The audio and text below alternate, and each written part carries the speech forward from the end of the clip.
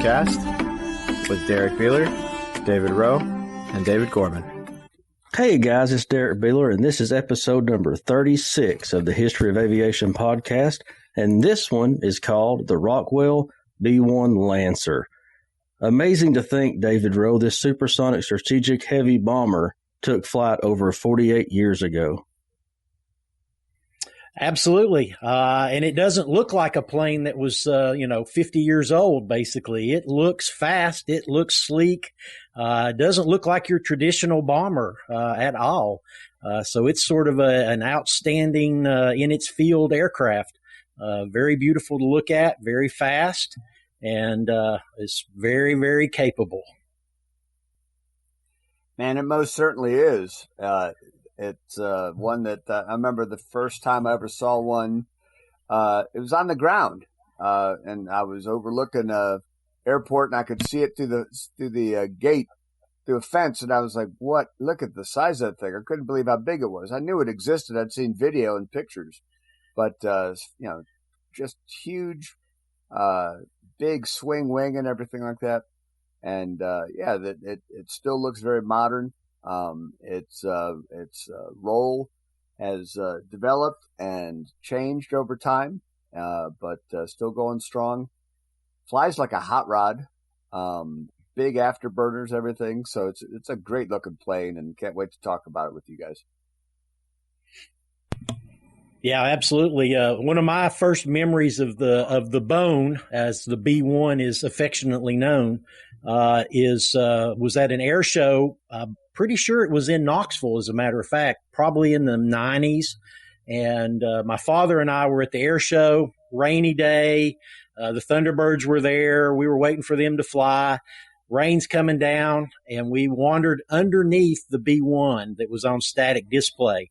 And I remember, as a younger gentleman, looking up going, I'm standing underneath this aircraft. Like most bombers, you might be able to stand under the wing, but not the fuselage. This plane is so high off the ground that you can literally walk under it, and you can't even reach up and touch the bottom of the aircraft. It's really big, folks.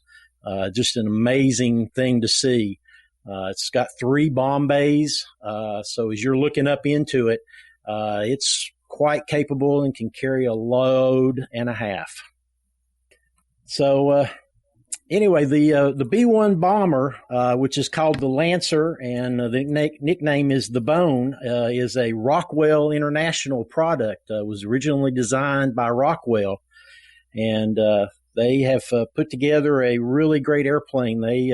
This one's actually, interestingly, has been canceled twice before it became an actual part of the Air Force's inventory.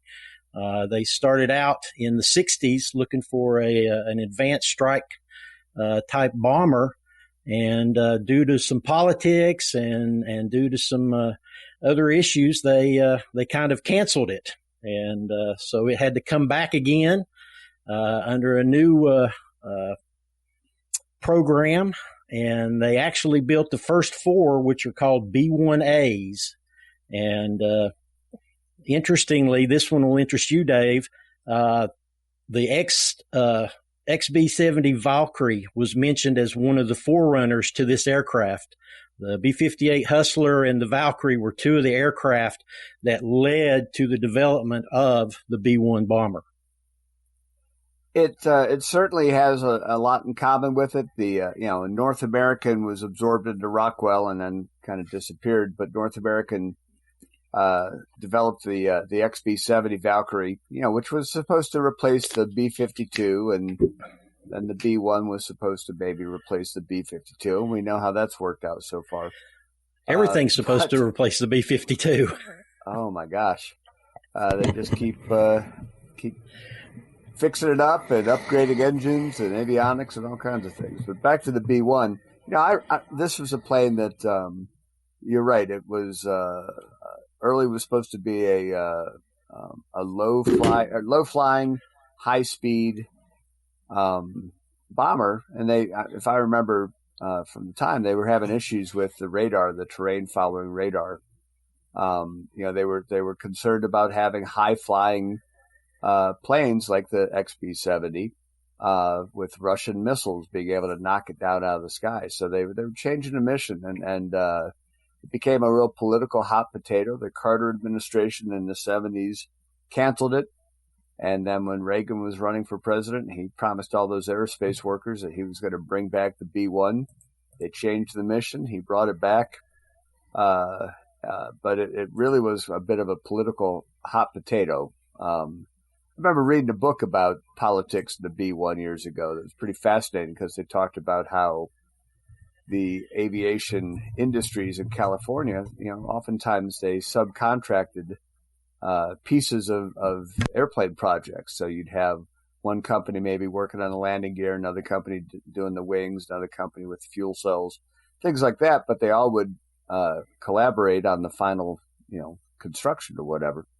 But that kept a lot of companies going during some kind of lean years. The B-1, there's a lot of talent that went into designing this thing and upgrading and making it into the part of the nuclear triad that we have today. I was reading about the fact that Carter did cancel it. The thing that he said publicly was that the B-1 bomber is an example of a proposed system which should not be funded and would be wasteful of taxpayers' dollars. But what nobody knew behind the scenes is he was made aware that there was a stealth bomber coming along, which I believe was the 117. So he knew behind the scenes that there was another bomber coming along, so they wouldn't need the B-1. So publicly he could cancel it because, pretty soon they're going to have this stealth bomber. And Carter actually gave money to the program that eventually led to our stealth program. So even though he's canceling it on one hand, he's opening up doors on the other hand. And I thought that was really interesting. What's political is yet politics in the light and out of the light. That's really interesting to me. Well, it also, I don't remember when Carter left office, if the next occupant said, "Hey, that thing about the B-1, President Carter was just, he knew some things he couldn't tell you. So sorry about that, Jimmy." Sorry for. Well, that would be Mr. Reagan. Making it a campaign issue. Yeah, Reagan. A campaign issue, but. So, how many of these did they build, Dave? They built 100 of them. That was it. Yeah. The original plan back when it was the B-1A model, there was supposed to be 240 of them built. But when that program was canceled and at that point, it was a nuclear type bomber. That would be its main role as a nuclear bomber. So they wanted 240, but they stripped it down, created the B-1B version, which is your low flying nap of the earth, contour flying, and they only built 100 of those total. So you were saying about the B-1B, which is the one that went into production, right? Yes, the B-1A was meant to be the nuclear bomber, and they came back and it was supposed to be a Mach 2 jet at altitude, so at about 40,000 feet it could do Mach 2, so it would be flying fast into Russia to drop the bombs and fast to leave. But like we were talking about, the missiles that the Russians were developing were just too good. They could actually chase it down and shoot it down. So they decided that the low flying, using the curvature and the mountains of the earth and everything to kind of block signals, that was a better way to get your fighters and your jets into combat there. So they switched to this low flying bomber, and one of the things is they had to switch it to conventional bombing as opposed to nuclear bombing. One of the interesting things was the START treaty that we signed with Russia also caused us to have to reconfigure the bombers. They had to go in and remove all the nuclear capabilities of the bomber. They had to take out the weapons pylons, the weapon bay wiring bundles for arming nuclear weapons. And so that's pretty much made it incapable of carrying nuclear bombs today. So now, I guess what they call those iron bombs. Basically, that's what it. If it's dropping bombs, that's what it is. They're not the anything nuclear capable. Correct. Yeah, it's just conventional bombing. It's guided munitions, though. Oh, the weapons list on this aircraft is impressive. If you can name it, this plane can carry it and drop it. Joint standoff weapons, long-range anti-ship missiles, joint air-to-surface standoff missiles, air-launched rapid response weapons, general-purpose bombs, low-drag general-purpose bombs, sea mines, naval mines, cluster bombs, wind-corrected munition dispensers. That's a new one on me. I wasn't familiar with it. The JDAM guided bombs, all kinds of cruise missiles, just the AGM series of cruise missiles.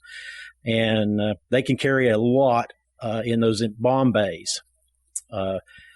Probably the most interesting part about the bomb bays is if you look up into the bomb bay, it has a rotary dispenser. So when it's not like the traditional B-17 or, where it's racks and they just drop straight out of the racks. This has a rotary dispenser. So it turns. You drop one, it turns, drops the next one, it turns, and it drops the next one. So you can load a lot of munitions into this aircraft and then just drop, drop, drop, drop. This plane has 4 crew members. Is that correct? Yes, it does. Pilot, co-pilot, and I found it interesting. They have a defensive officer and an offensive officer that work the controls there in the back. So they've got somebody that's, running all the jamming and defensive capabilities, and you've got another one who's doing all the offensive preparation.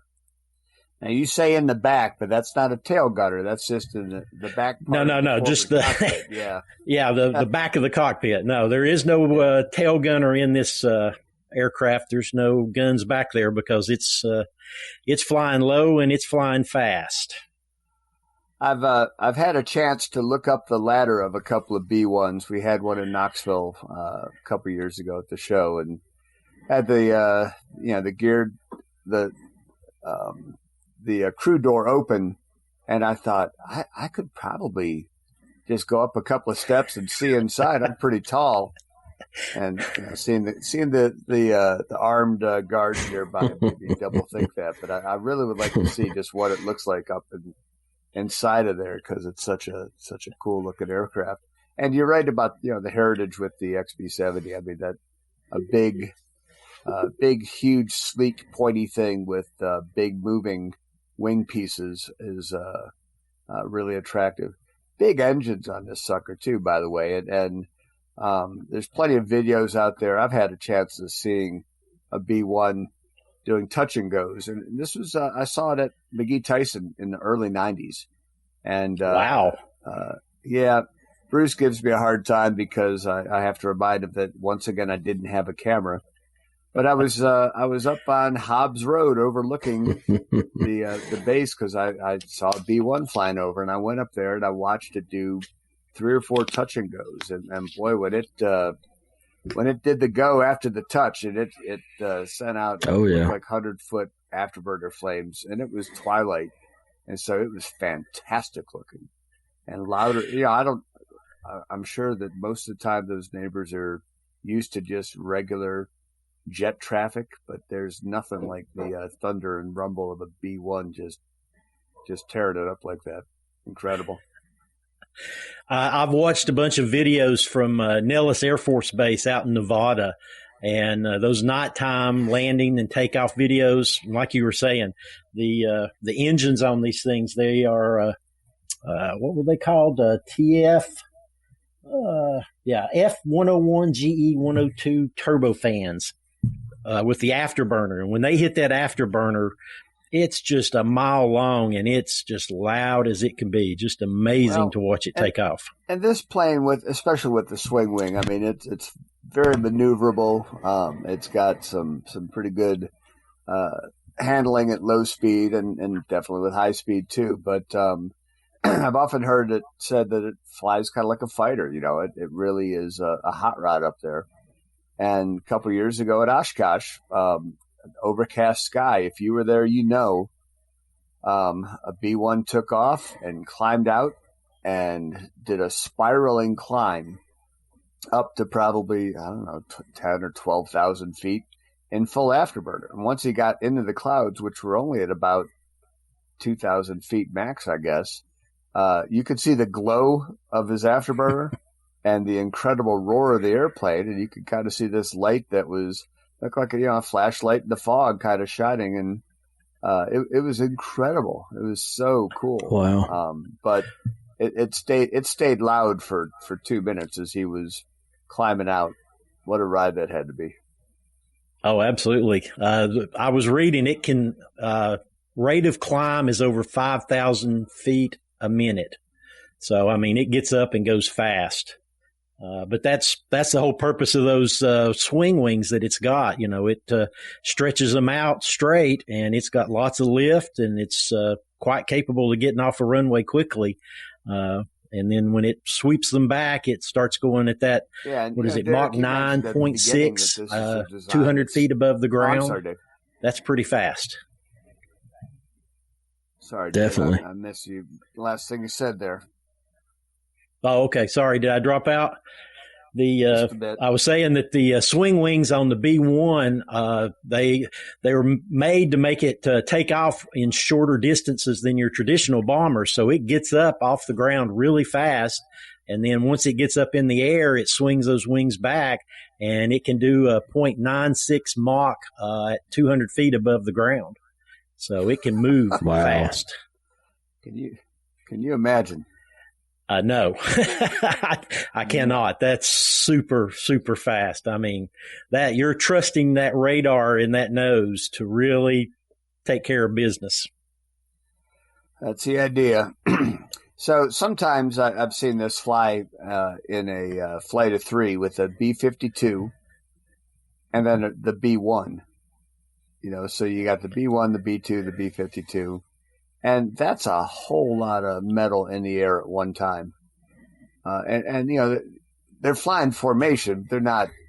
It's not Blue Angels formation, but just thinking about what that's got to look like, looking out your window and seeing a B-52 next to you and a B-2 on the other side of that guy. It's got to be a great ride for these guys and doing those types of nuclear triad flights, Yeah, absolutely. Although, as you said, it's no longer part of the nuclear triad, right? No. And unfortunately, they are looking at retiring the B-1. It's on the horizon at this point. They're suspecting about 10, 12 years, and it's going to be replaced by the newest and greatest, the Raider, that's coming online, the B-21 Raider. The B-21. So we mentioned that they built 100 of them. There have been a few accidents. There have been some that have been sent to Davis-Monthan, some that have been retired to museums. What's the best number you've seen for how many are still active? 45. I think I saw 60 or 61. Okay, down to 45. 45. That's okay. The most recent article I read said it's down to 45. There's about 4 or 5 that are in the boneyard that could be pulled out and very quickly brought back to active duty. But 50 or less total right now. And so squadrons that are still flying the bone, we've got Dias out in Texas. Correct. They've got B-1s based out there. And Ellsworth Air Force Base in South Dakota also is still an active Minot, duty right? base. I think is another group, another squadron. Yeah, Ellsworth Air Force Base in South Dakota. And they do temporary duty. They fly out to Guam and Diego Garcia. I think they still go out there. I used to find it kind of fascinating to study Google Earth and look at some of those far off bases, and sometimes you'd see B-1s that would be captured on the runway, or just sitting out there, just parked on the tarmac, and thinking like that's got to be a heck of a ride, a long ride getting out there. But keeping B-1s close to places where there's action, that's a big deal. I was looking at some articles about B-1s. I think landed in Sweden for the first time, and just doing some NATO partner work, I suppose, is what you would call that. Visiting some of these other countries that they might need to defend or might need to use for bases of operations. You hope not, but that's what it's built for. Yeah, I just saw a thing about they were in Norway recently, working out there, doing the NATO thing. So I said Sweden. I think I said Sweden. I think that's right. It is Norway. Yeah, it's definitely Norway, because I remember reading it thinking, wow, I hadn't realized that. One of the things that I did find interesting was the B-1B's capabilities are particularly well suited to the vast distances and unique challenges of the Pacific region. And I think with all the Chinese activity that we may see some of those B-1s being moved more toward the Pacific now, as opposed to Europe. I think that's where they're going to be the most valuable going in the future. Yeah, I was thinking I saw something about some upgrades that were being done that would give them some capability to intercept or deal with some of the Chinese. Chinese have some aircraft and some pilots that I think are been pretty reckless with their assertive guardianship of shipping lanes and routes along the their islands and outposts and things like that. And it's some saber rattling, but just kind of demonstrating that we can put B-1s in the air pretty close to them is useful, and just reminding them that they can't do whatever they want. Projection of force. Yeah, it still is an impressive weapon. Yeah, actually, I was reading about, I don't know if you've ever noticed, but there's a little pod that some of the B-1s have that's kind of underneath the cockpit on the right-hand side. And when I was looking at it, exactly, that's the Sniper XR targeting pod. I was thinking it was a hard point for a bomb, and I thought that's an odd place to place a bomb. But it's a targeting unit to laser guide your bombs and so forth. So that's a new feature that the B-1 has recently got just in the last few years. Keeping it relevant. Well, if it's been, let's see, active duty began in the mid-'80s. Is that correct? Yes. And squadron deployment. Right. The B-1 was originally designed in the early 70s. I think 74 was the first flight of the B-1A, and then again it was canceled. But they ultimately built 4 of the B-1A bombers, and so those planes continued to fly from 1977 until 1981. There were 70 flights at 378 hours. So they were kind of working on the plane, getting used to it, figuring it out. So when it was converted to the B-1B Bone, that was 1984 is when that started, and it actually hit active duty in 1986. Okay. So there could be pilots now who are flying the B-1 who maybe they had grandparents who were flying the B-1. Exactly. It's 50 years. Long enough for that. Yeah. Absolutely. But all of these good platforms, they last a long time because they're capable. They do a good job, and they continue to find uses for them. Well, this is an airplane that does occasionally do some cross-country stuff, does some overflights of East Tennessee. Have you seen any up flying over Bristol? No, not anytime recently. I would love to catch one of those, particularly with like one of the soda tankers out of Knoxville. That would be a massively nice catch. But no, have not seen any flying over. I haven't seen many here. I mean, occasionally there may be some that come into the pattern, but I can't remember the last time one did when it wasn't just for the air show. But they have a really cool icon on the ADS-B. I mean, it looks like a B-1, but you realize that silhouette is such a fantastic shape. It really looks like a dart, really fast and everything.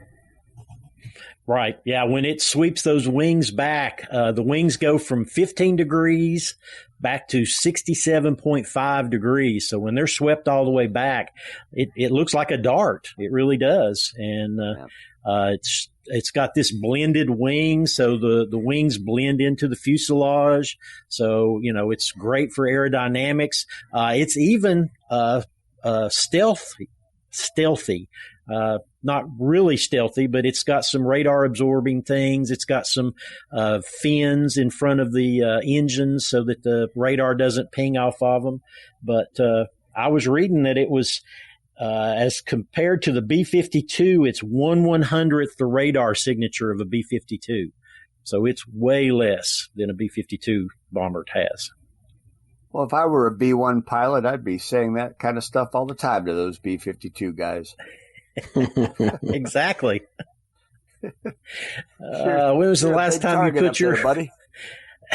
Yeah, when was the last time that B-52 hit Mach 1? Yeah, well, it was pointing down when it was. I'm pretty sure. So. Well, yeah, that's not so what it's if designed I to wanted do. to see a B-1, as we said, not many of those flying over us. But if I wanted to see a B-1 in a museum, I know we have one up in Dayton, and I'm thinking there's one at Warner Robins down in Georgia. Correct. Any others that are nearby that you saw? Dyess Air Force Base has got one. There's a couple at there's one at Tinker Air Force Base. I'm trying to remember. There was about 10 that are on display. There's 2 of the original B-1As and 8 of the B-1Bs that are on display. But yeah, they're mostly out Midwest. They're not a lot in this over here. As a matter of fact, I was thinking, I don't think the Udvar Hazy has one. I don't think the Smithsonian. I don't think so either. Yeah, I don't think they have anything over there on the East Coast. So, but yeah, Warner Robins or Dayton are the 2 closest to us. Okay. And probably not going to show up on the air show performer circuit for privately owned B-1. We're going to see one of those one day. No, I sort of doubt that. I think they're pretty much going to stay with the military. I assume they're fairly expensive to operate. That's a big, big jet that drinks a lot of fuel. So yeah. Well, maybe Greg Kuntz could land on one. That would be impressive. So I heard, they were talking about how the wingspan of the B-1, I think they said is, with the wings extended, is wider than the length of the first flight. The Wright brothers, I believe. That's 137 feet. Yeah. Yeah. 137 feet. Fun little comparison to make. Right. Wow. And then it goes from 137 down to 79 feet. So it's quite a bit of difference. Something else we haven't talked about is the B-1 has actually done some combat. It's been pretty active in combat. The very first time it was used, have you all ever heard of Operation Desert Fox? Negative. I did not recognize that name. Well, that was a new one to me as well. Apparently, this was a 4 days of bombing in Iraq when they refused to allow inspectors into the country. They wouldn't allow the inspectors to go around and check their weapons and so forth. And so the B-1 was used to bomb them into acceptance. So that was its first use in combat. It was in 1998. Some iron persuasion, huh? That's exactly right. But from that point, it was used quite a bit. In 1999, it was in Operation Allied Force in Kosovo, where it delivered more than 20% of the total ordnance while flying less than 2% of the combat sorties. So it dropped a lot of ordnance in a very short group of sorties. 2003, Operation Iraqi Freedom. This one, they flew less than 1% of combat missions while delivering 43% of the munitions used. 2001 to 2014, Operation Enduring Freedom in Afghanistan. I've got here 8 B-1s dropped nearly 40% of the total tonnage delivered by coalition air forces. That includes 3,900 JDAMs, or 67% of the total used. So a lot. And then a couple more, 2011 in Libya, Operation Odyssey Dawn, and 2014 in the Syrian Civil War. That was when Syria was using chemical weapons, and we told them to stop that. You know, it made me think of the A-10 kind of. It's, you know, a plane that was around for a long time, and then the mission finally came for it. And, you know, in terms of being used in war, served as a deterrent perhaps. But then when it was time to go to war, it was an important part of our arsenal, wasn't it? Yeah, absolutely. I was reading that in some of these conflicts, they used the B-1 because the naval assets didn't have the long enough legs to go in country to drop bombs where they needed to be dropped. So the B-1 was more suited for the long range missions that the naval assets couldn't hit. And this is, as you mentioned, you know, hoping to catch one in a refueling flight. This does have air-to-air refueling capability. Absolutely. It can stay up as long as the aircraft will continue to run. It is refuelable. Yeah.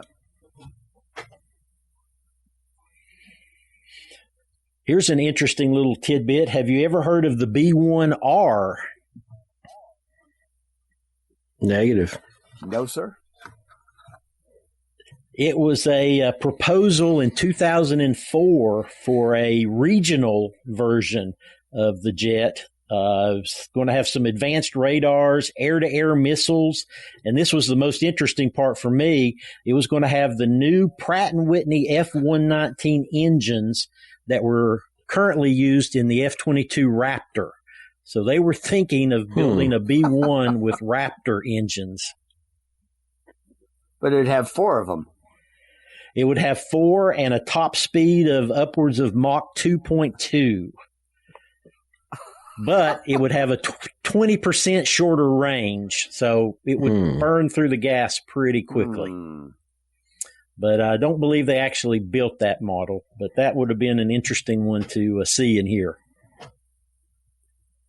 I'm sure that the engineers had some fun, as well as, you know, their professionalism, trying to design something like that and thinking about the what ifs. You know, what if we could get things there twice as fast?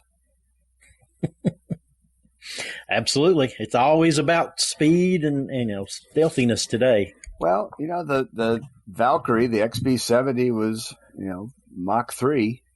That was what they were designing it to do. Of course, it never got out of the prototype stage, never dropped a bomb, never was active, anything like that. But, you know, speed was, that was considered to be its greatest asset, that and the height it was going to fly at. So altitude it was going to fly at.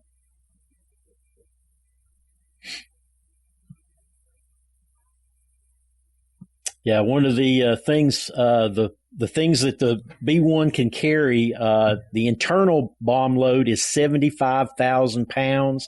The external bomb load is 59,000 pounds. So it can carry a total of upwards of about 125,000 pounds of bombs or cruise missiles. So maximum takeoff weight is 477,000 pounds. So that's a lot of weight that it can carry up into the air and then go fast. Well, it does it pretty gracefully, it seems to me. You mentioned several different examples of where it's been in combat, and I don't recall there's ever been any combat loss. There have been some mechanical issues, there have been bird strikes, and there have been some accidents with fueling. I believe I saw one where one burst into flames while being refueled or tested or something on the ground. But never any combat losses, right? Correct. Nothing that I saw about any combat losses at all.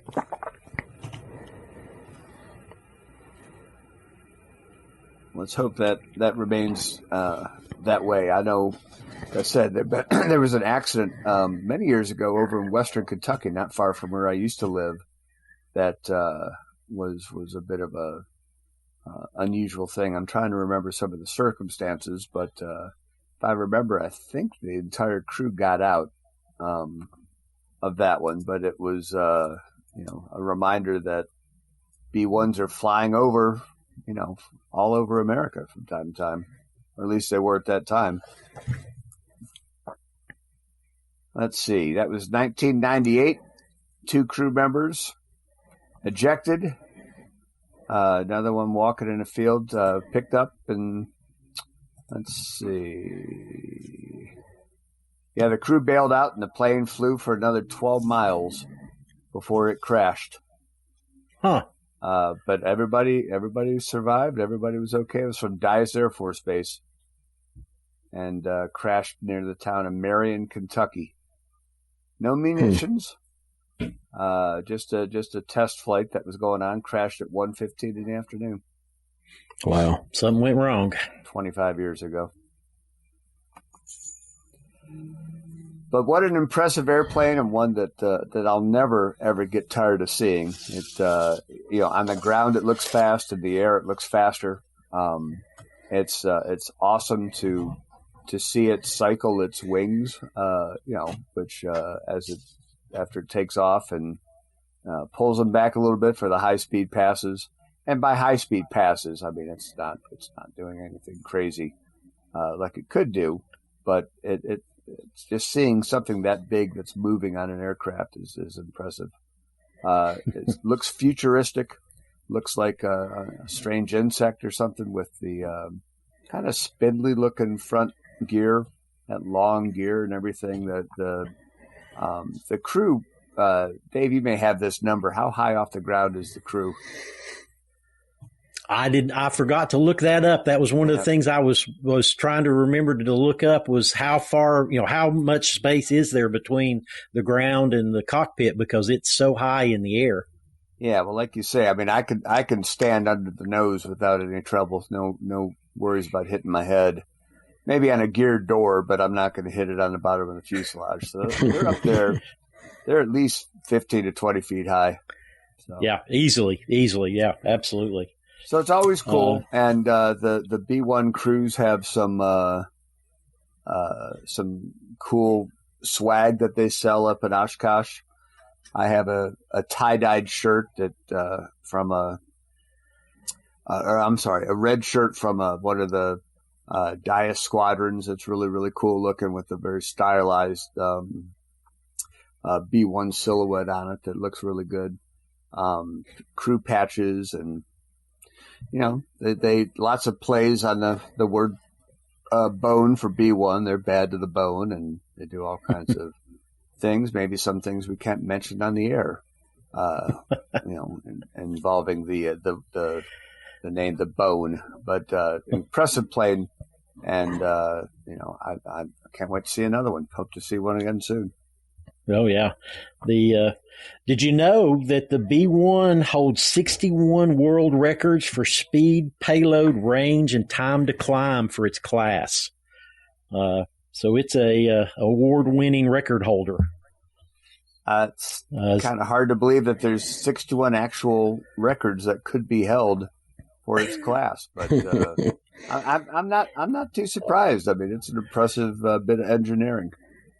Yeah, it even won the Collier Trophy in 1976 for performance, efficiency, or safety of air and space vehicles. So, it's been an award-winning plane for a long time. And here's one other thing that I was really interested in. So, the main computer on the B-1 is an IBM AP-101. Which just so happens to be the same computer that's used on the B-2 or the B-52 and the space shuttles. They use the same computer that's on the B-1. Interesting. Wow. So that, contemporary times, that's what they were using. So they all are using the same computer system. Well, one other interesting thing that I think we ought to mention is this is a plane that's carries nose art. A lot of them have had nose art. It's always worth going and checking them out if you see one on the ground or in a museum to see the different types of nose art that they carry. There is a B-1 that had a Memphis Belle paint job, which was kind of cool. Nice. A tribute to the Memphis Belle. And seems to me they've got some panels up at in Dayton at the museum there that show things that were removed from scrapped B-1s, but some of the different nose art that they had, which is pretty cool. Yeah, that is an art that has passed us by. We don't see that much anymore. B-1s often have it. I like the Dias logo, that little bat logo they have on the tail there too. Always cool. And as we're talking about the B-1 here on episode 36 of the History of Aviation podcast, Dave Gorman, you mentioned Greg Kuntz. Well, guess what? He's going to land on top of a B-1. He's going to land on top of our podcast, and that podcast will be available November 22nd. I cannot wait. He's outstanding. A guy that, if you've seen air shows in the last 20 years, there's a pretty good chance you've seen him fly. Definitely. He is more at home in the air than I am on the ground, I suppose. And he knows how to put a plane through its paces and do things that make you think you shouldn't do that. And he does it with a lot of style and fun, and has had several different acts that he's run through with his air show acts. So can't wait to talk to him, hear about how he got his start and the flight training that he does, and how he got the nerve to land on the world's smallest airport, or runway, I guess is what he calls it, right? Right, world's smallest runway.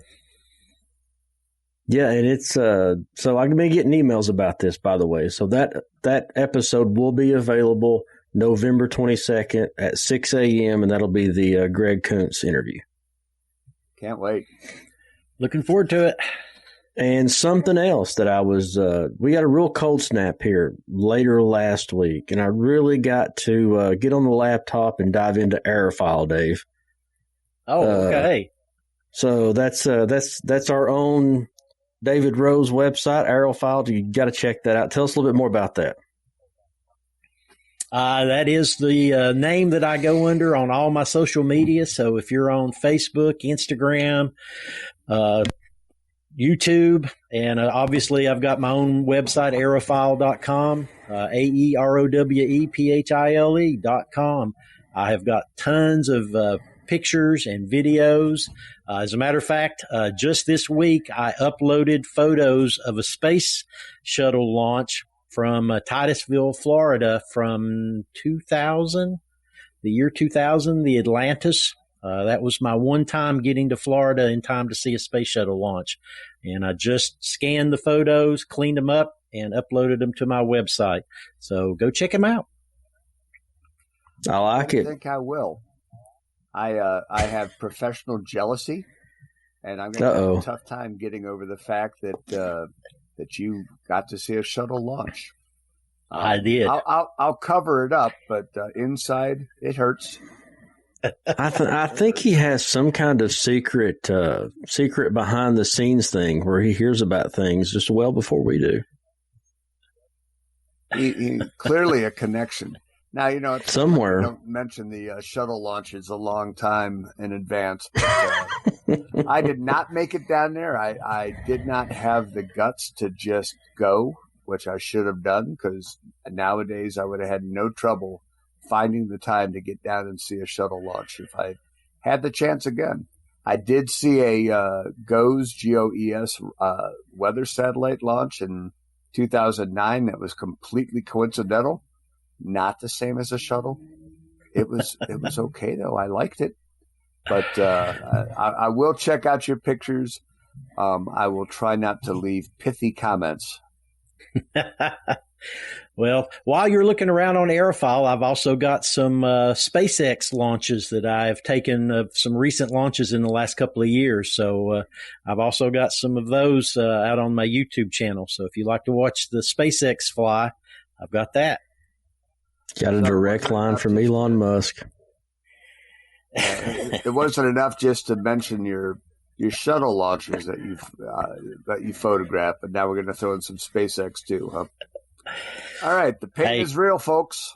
But if you can stand it, go spend some time at Aerophile, because you'll find a plethora, a wide range of topics and subjects and things that are in the air, not only over East Tennessee, but apparently also Florida gets covered too. So he has a red phone with a direct Elon Musk line for those X missions. I can neither confirm nor deny. Nothing less. Dave Gorman, where can folks find you on social media? I was going to say, if you have any time left after spending all of your spare time at Aerophile, you could check out Gormania, which is my YouTube channel that contains some aviation content along with some music and things that I might find funny from time to time. You can follow me. Check me out on Instagram at It's Dave Gorman. It took me a while to come up with that one, but I did. There are no shuttle launches or SpaceX there yet, but I'll see what I can do about that. There's still time. History of aviation. Still time. And the History of Aviation podcast, Dave Gorman, we have a Facebook group. We do. There's a Facebook group. We'd love to have a little bit more activity there. We do share links when we have shows, but we would love to engage with you guys if you have any questions or comments. We're going to have a new feature, I understand, called Stump the Bruce, where you'll be able to send in questions and challenges to see just how quickly Bruce can find the answer. He'll pretend that he knew it all along, but we're pretty sure he is wired into Google at all times, ready to squash any language or any knowledge that you think you may have about something. So Stump the Bruce, look for that on at our Facebook page soon. Definitely. And you can find all of our links, the History of Aviation podcast, Dave Gorman's links, David Rowe's links are all down below in the description. I enjoyed it, guys. Absolutely. Fun playing and good talk. Yeah. I don't remember whose idea this was. David, did you think of this one? Yeah, that was one of 3 that I put out there. Well, it's cool to think that we're at episode 36 and we still hadn't gotten to the B-1 until now, and knowing that there's so many other more cool planes that we still can get to and talk about. I look forward to it all the time. So can't wait for the next one and our decision on what it's going to be. With Greg Kuntz in the lineup, we've got a good November going so far. Definitely. And the Greg Kuntz, that's going to be a great pre-Thanksgiving show. Absolutely. I think so. Well, I'm going to close out the podcast, guys. I definitely enjoyed it. This is for David Rowe, Dave Gorman. I'm Derrick Beeler. Thanks for listening to the History of Aviation podcast.